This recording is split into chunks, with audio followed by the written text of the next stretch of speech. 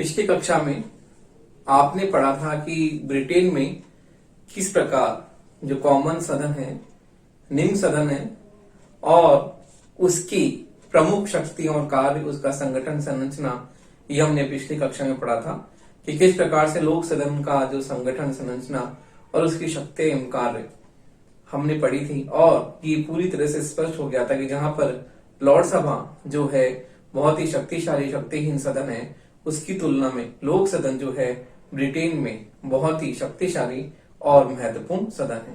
तो अब इसके बाद में आपका जो अगला टॉपिक आता है ब्रिटेन के संविधान में, वो आता है ब्रिटेन की दलीय व्यवस्था। तो देखिए, अब आज जो आपका टॉपिक है वो है ब्रिटेन का संविधान ही आपका चल रहा है और उसमें आपका अगला टॉपिक है ब्रिटेन में दलीय व्यवस्था। तो ब्रिटेन में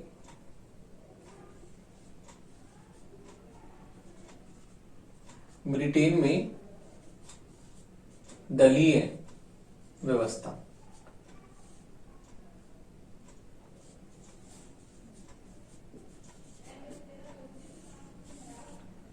देखिए, ब्रिटेन में जो दलीय व्यवस्था है उसके बारे में हम देखते हैं कि ब्रिटेन में शुरू से ही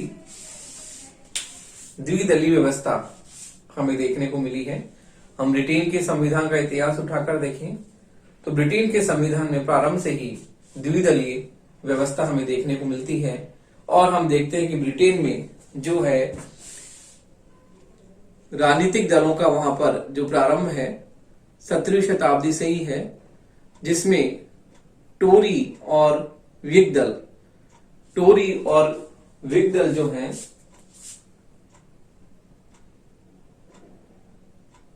पहले ब्रिटेन में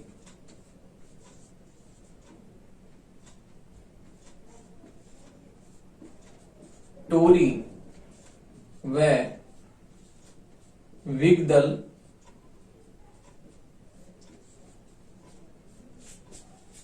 दल नाम के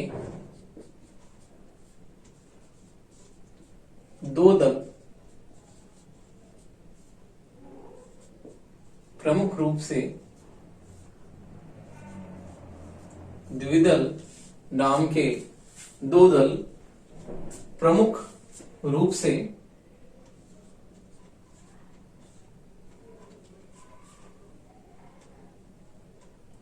से थे और बाद में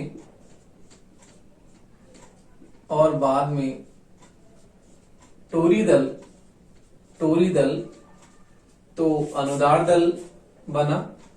टोरी दल अनुदार दल में परिवर्तित हो गया। टोरी दल अनुदार दल में परिवर्तित हो गया, जबकि व्हिग दल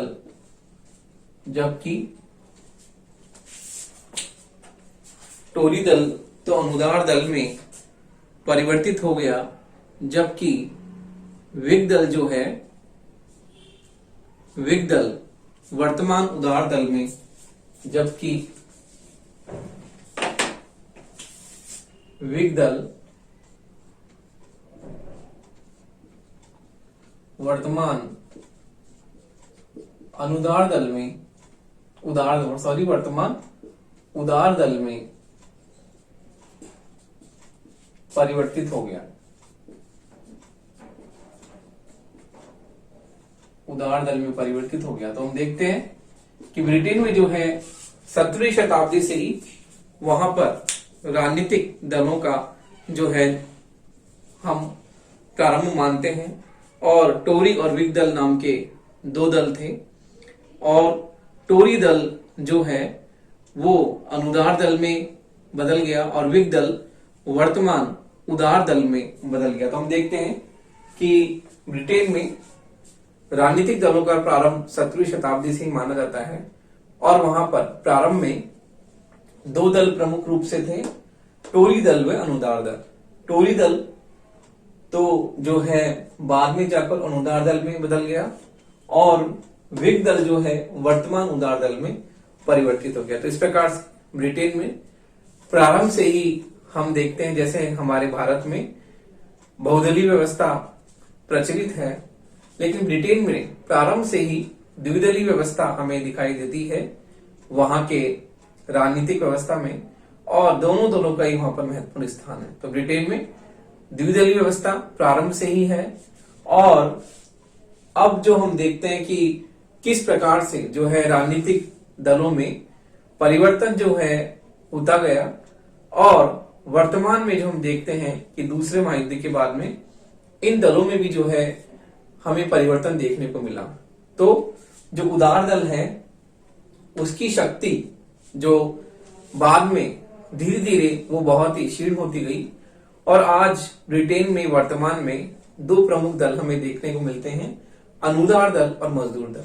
तो मजदूर दल एक नए रूप में वहां पर स्थापित हुआ और उदार दल की शक्तियां धीरे धीरे समाप्त होती गई, और वर्तमान में ब्रिटेन में दो प्रमुख दल हैं, अनुदार दल और मजदूर दल। तो देखिए इस प्रकार हम ये देखते हैं कि ब्रिटेन की राजनीतिक व्यवस्था में हमें राजनीतिक दलों का जो है बहुत ही महत्वपूर्ण स्थान है, और दूसरे महायुद्ध के बाद में उदार दल एकदम कमजोर हो गया और मजदूर दल जो है वो बहुत ही ज्यादा अस्तित्व में आया। तो देखिए 1906 में यहाँ पर मजदूर दल की स्थापना हुई ब्रिटेन में 1906 में मजदूर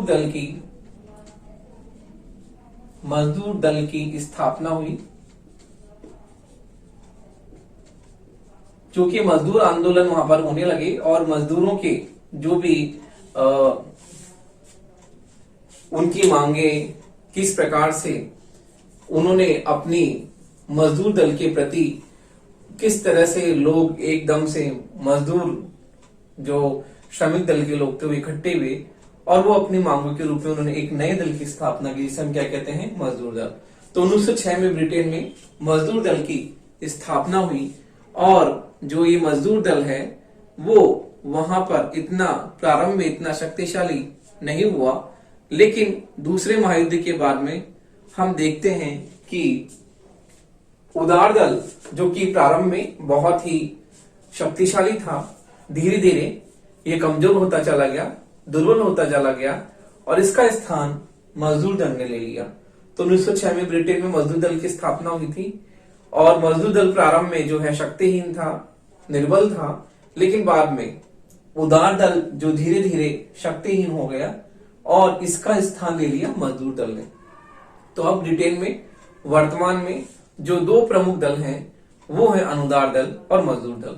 तो देखिए इस प्रकार ब्रिटेन में जो है द्विदलीय प्रणाली की स्थापना दूसरे महायुद्ध के बाद में हम देखते हैं विधिवत रूप से हुई, और वर्तमान में प्रमुख रूप से दो दल हैं, वो है अनुदार दल और मजदूर दल। तो देखिए दूसरे महायुद्ध के बाद में द्वितीय महायुद्ध के बाद में द्वितीय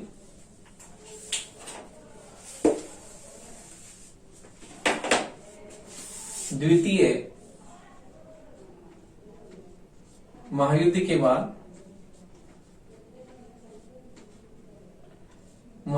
बाद ब्रिटेन में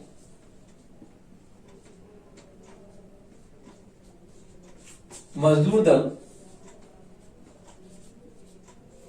दल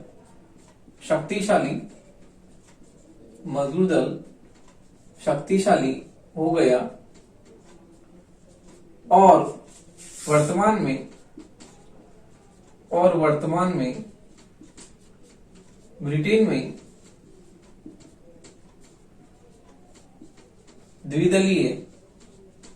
द्विदलीय व्यवस्था है।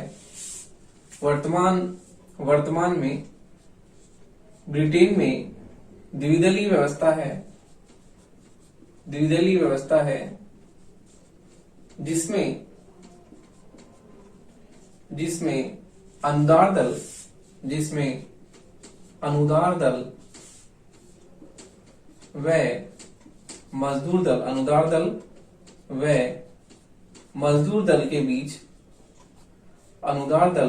व मजदूर दल के बीच मजदूर दल के बीच सदैव सत्ता के लिए संघर्ष, सत्ता के लिए संघर्ष व्याप्त रहता है, सत्ता के लिए संघर्ष व्याप्त रहता है।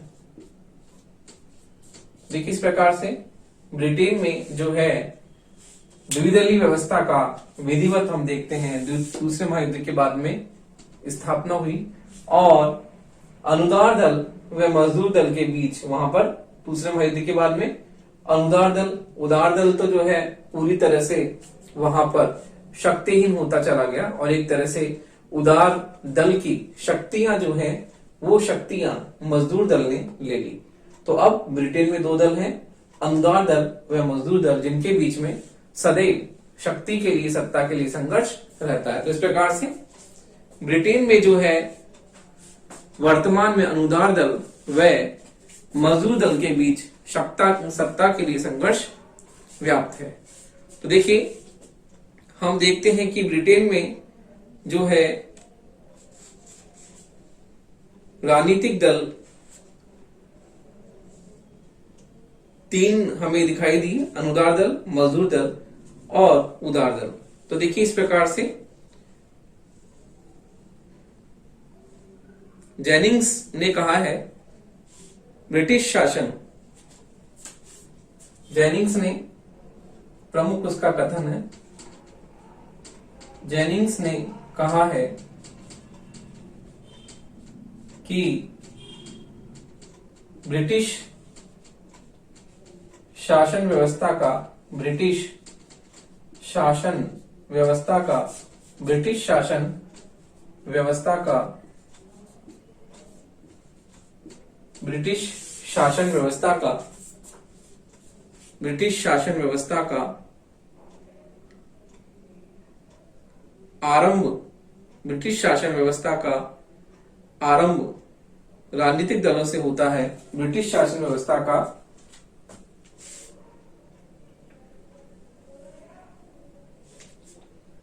ब्रिटिश शासन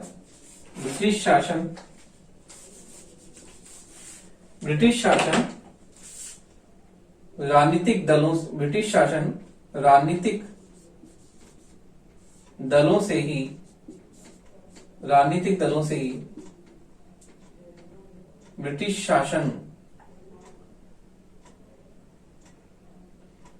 शासन का राजनीतिक दलों से ही आरंभ होता है और वह समाप्त भी और वह समाप्त भी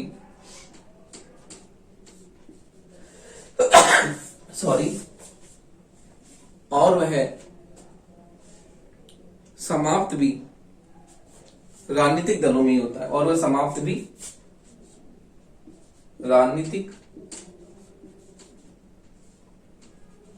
दलों में ही होता है।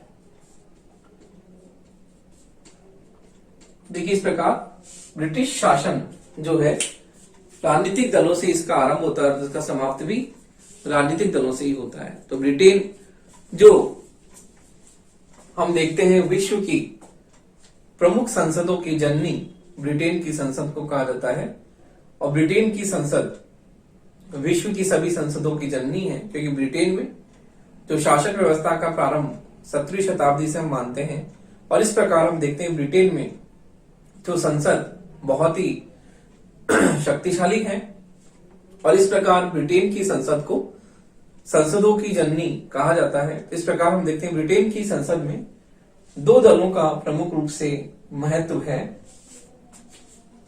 राजनीतिक दल है ये, राजनीतिक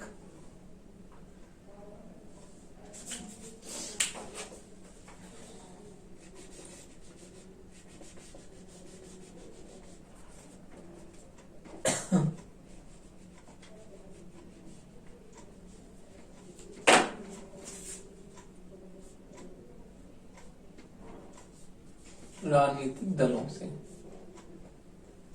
इस प्रकार ब्रिटेन में राजनीतिक दलों का महत्वपूर्ण स्थान है और जेनिंग्स तो यहां तक कहते हैं कि ब्रिटेन में शासन व्यवस्था राजनीतिक दलों से आरंभ होती है और उसका अंत भी राजनीतिक दलों से होता है। तो इस प्रकार ब्रिटेन की शासन व्यवस्था में राजनीतिक दलों का बहुत ही महत्वपूर्ण स्थान है। और अब हम इसके बारे में देखते हैं ब्रिटेन में राजनीतिक दल।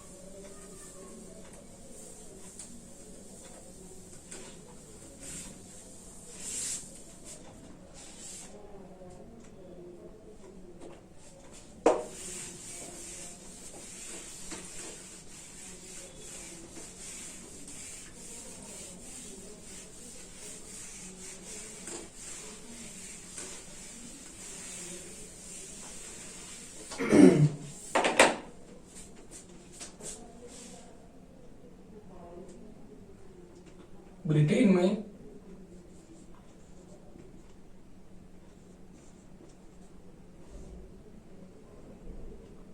राजनीतिक दल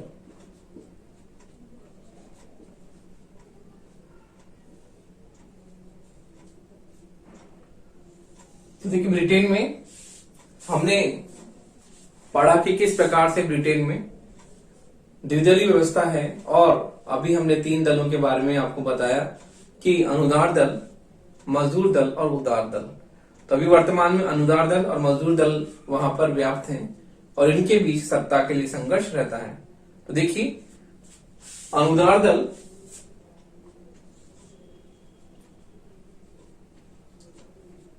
दल दूसरा मजदूर दल, अनुदार दल, मजदूर दल और तीसरा उदार दल।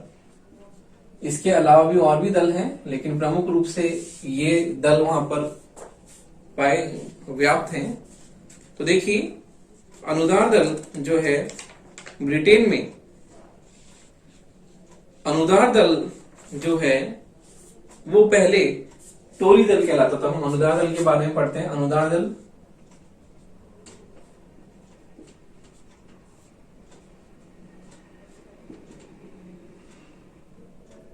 देखिए यह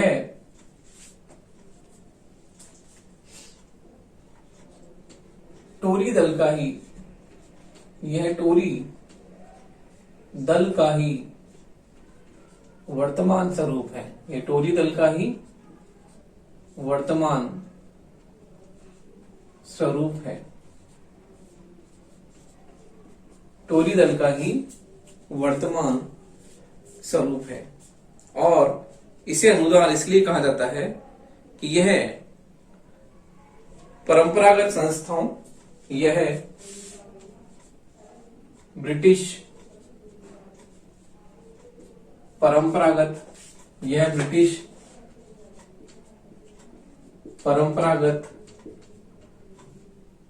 संस्थाओं, ब्रिटिश परंपरागत संस्थाओं, रूढ़ियों तथा प्रथाओं की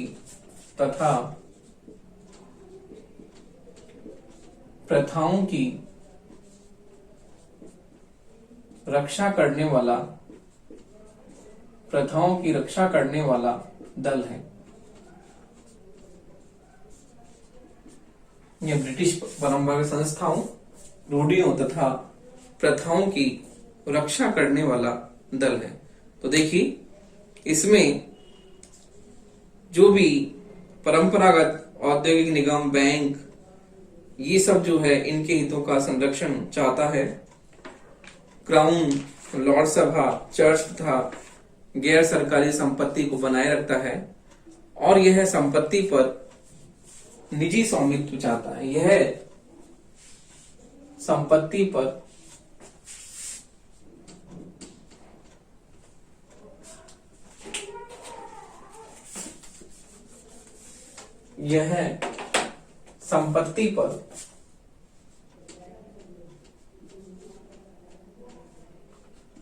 निजी स्वामित्व,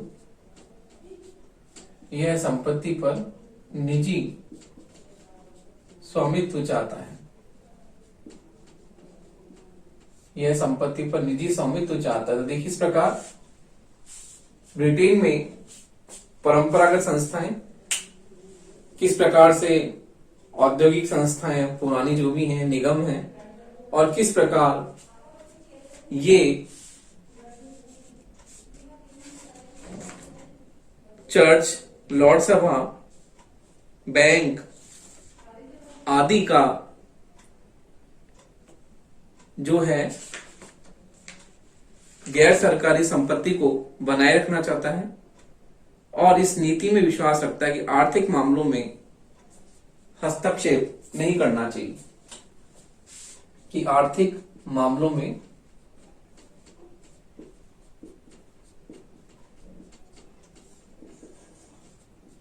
हस्तक्षेप नहीं करना चाहिए, आर्थिक मामलों में हस्तक्षेप नहीं करना चाहिए। अर्थात यह मुक्त व्यापार का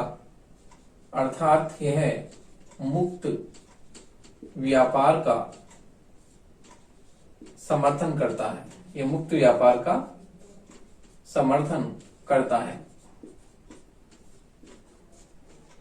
तो इस प्रकार ब्रिटेन में अनुदार दल जो है, पुराना जो टोरी दल है उसी का ही वर्तमान स्वरूप है, और ब्रिटिश रूढ़ियां, संस्थाएं, परंपराएं, इनकी रक्षा करने वाला ये दल है।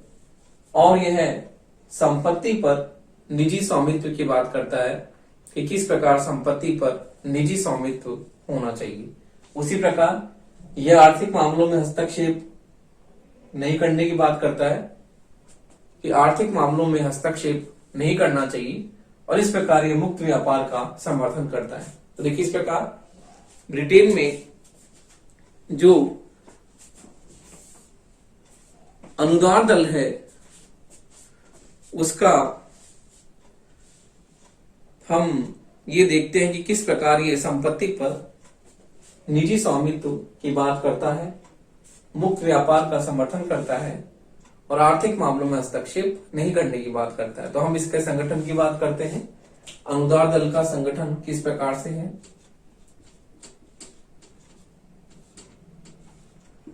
तो देखिए इसका संगठन हम देखते हैं कि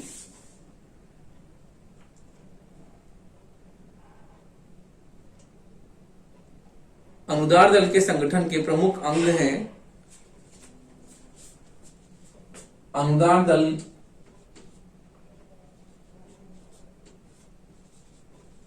दल के प्रमुख अंग हैं नेशनल यूनियन,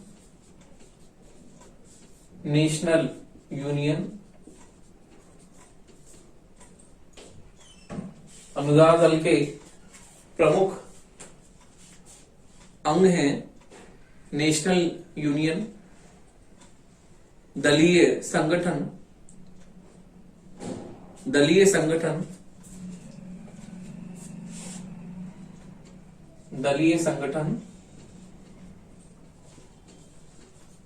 सभापति, दलीय संगठन, सभापति,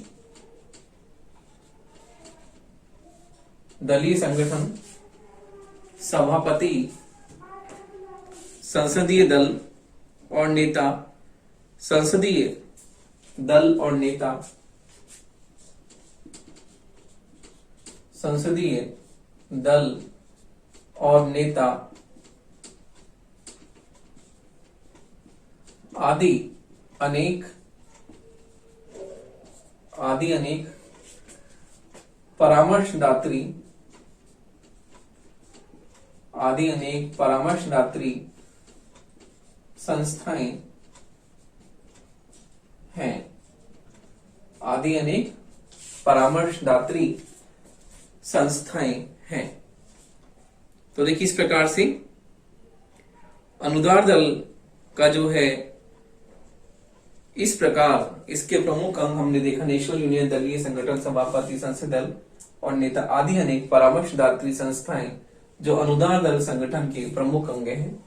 और इस प्रकार इसमें एक चेयरपर्सन भी होता है, और वो चेयरपर्सन जो है किस प्रकार वो इसकी जो भी बैठकें हैं और भी हैं उन सब का अध्यक्षता वो करता है। तो इस प्रकार हम देखते हैं कि इसमें एक जो है केंद्रीय कार्यालय का अध्यक्ष चेयरमैन होता है, और वो चेयरमैन जो होता है दल के नेता का चुनाव करता है। तो इस प्रकार से हम देखते हैं कि संसद के लिए ये अनुदारवादी उम्मीदवार अंतरराष्ट्रीय यूनियन के समस्त सदस्यों द्वारा ये किया जाता है। तो हम देखते हैं कि अनुदार दल जो है ब्रिटेन में बहुत ही महत्वपूर्ण है, और किस प्रकार ये अपनी आज भी वर्तमान में जो है अपना स्वरूप और अपनी भूमिका को किस प्रकार आज भी बरकरार रखे हुए हैं। और हम देखते हैं कि ब्रिटेन में अनुदार दल जो है उसका प्रमुख वहां पर अस्तित्व आज भी हमें देखने को मिलता है। तो इस प्रकार हम देखते हैं कि ये अनुदार दल जो है किस प्रकार वहां पर अत्यधिक शक्तिशाली जो है आज भी बना हुआ है। और इसमें हम देखते हैं कि किस प्रकार जो है इसमें एक कार्यकारिणी समिति होती है, और उसमें भी हम देखते हैं कि उसमें अध्यक्ष भी होता है। तो ब्रिटेन में जो अनुदार दल है वो टोरी दल का ही वर्तमान स्वरूप है, और इस प्रकार ये ब्रिटिश परंपराओं, रूढ़ियों, रीति रिवाजों, इनके हितों की रक्षा करता है, सुरक्षा करता है। इसलिए हम इसे अनुदार दल कहते हैं, क्योंकि ब्रिटेन की में जो परंपराएं, रीति रिवाज है उनका ये संरक्षक है, उनकी रक्षा करता है। तो देखिए, अगला दल हम देखते हैं उदार दल के लिए। हम देखते हैं कि ब्रिटेन में जो अगला दल है, मध्य दल को बाद में देख लेते हैं, उदार दल के बारे में देखते हैं कि उदार दल का स्वरूप क्या है।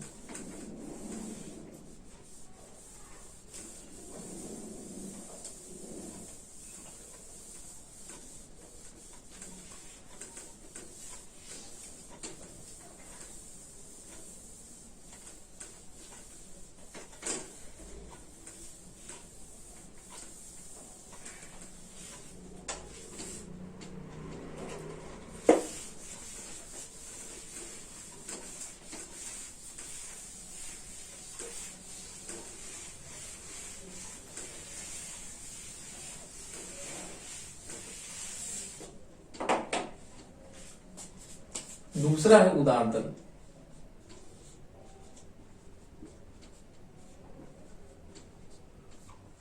देखिए, ब्रिटेन में दलीय व्यवस्था में हम उदार दल के बारे में देखते हैं कि उदार दल जो है बहुत ही पुराना है, और इसका जो है प्रारंभ अनुदार दल के साथ ही हुआ है। यह है बहुत ही पुराना दल, ये बहुत ही पुराना दल है जिसका जन्म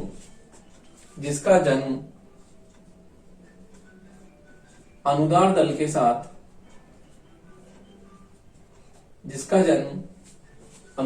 के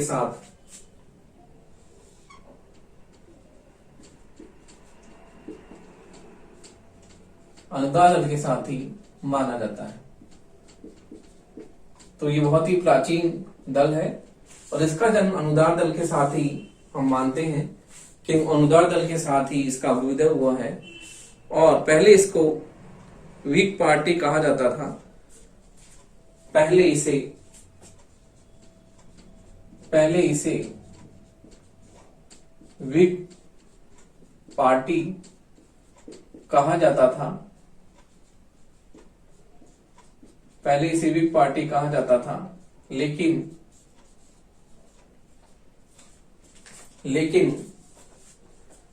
1857 में यह लिबरल पार्टी के नाम से, यह लिबरल पार्टी के नाम से, यह लिबरल पार्टी के नाम से प्रसिद्ध हो गया। यह लिबरल पार्टी के नाम से प्रसिद्ध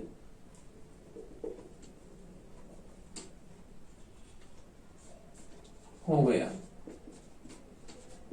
यह लिबरल पार्टी के नाम से प्रसिद्ध हो गया। तो हम देखते हैं कि अब वर्तमान में इसका महत्व बहुत ही घट गया है और जो है वर्तमान में इसका महत्व,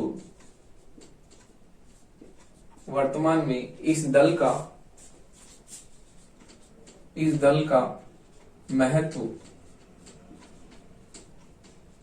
घट गया है। लेकिन यह जरूरी नहीं है कि यह दल समाप्त हो जाए, यह दल समाप्त हो जाए, यह दल समाप्त हो जाए।